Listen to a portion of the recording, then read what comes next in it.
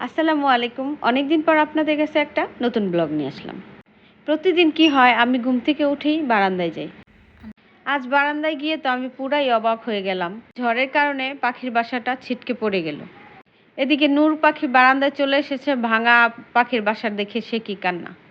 নূর পাখি পাখির ছানাগুলোকে দেখে অনেক আনন্দিত হতো। আমারও মনটা খারাপ হয়ে গেছে। সারাক্ষণ পাখিগুলোকে নিয়ে কথা বলতো। মাশাআল্লাহ কি সুন্দর ছিল পাখিগুলা। আমি বুঝতে পারছি না পাখি আর ছানাগুলা কোথায় গেল। কি আর করব, বারান্দাটা ঝাড়ু দিয়ে আমি ভাঙা পাখির বাসাটা বারান্দার এক কোণে রেখে দিলাম। এদিকে গত 2-3 দিন যাবৎ বাসার কাজের বুয়াটা নেই, তাই ঘরের কাজগুলো আমাকেই করতে হচ্ছে।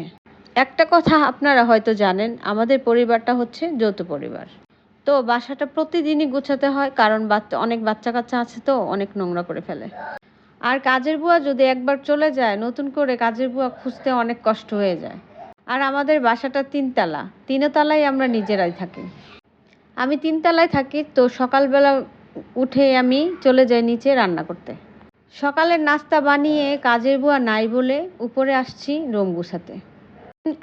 প্রতিদিন ধুলাবালিগুলো পরিষ্কার করতে হবে, কারণ সুন্দর করে রাখতে হলে তো কষ্ট করতেই হবে।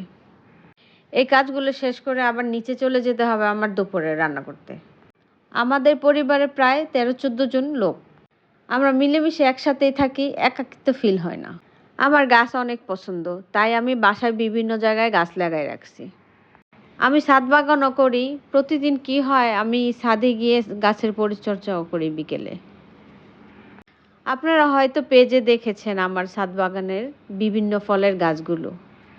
রুম অগোছালো থাকলে আমার ভাল লাগে না, তাই রুমটা আমি সবসময় গুছায় রাখি। আর রুম গুছানো থাকলে আমার মনও ভালো থাকে।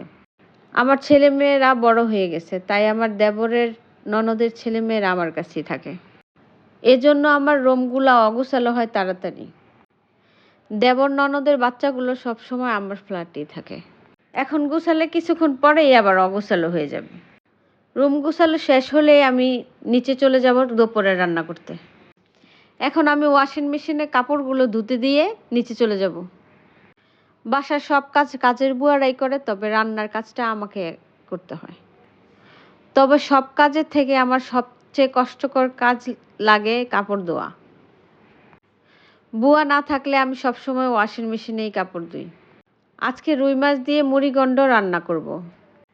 আমার হাতের মুড়িঘণ্টটাও সবাই অনেক পছন্দ করে। আজকে অনেক কিছুই আপনাদের সাথে শেয়ার করলাম। আপনাদের কাছে আরও নতুন নতুন ব্লগ নিয়ে আসব। সবাই আমার পাশে থাকবেন। আমার পেজটাকে সবাই ফলো করবেন। আজকে এখানেই রাখলাম। আল্লাহ হাফেজ।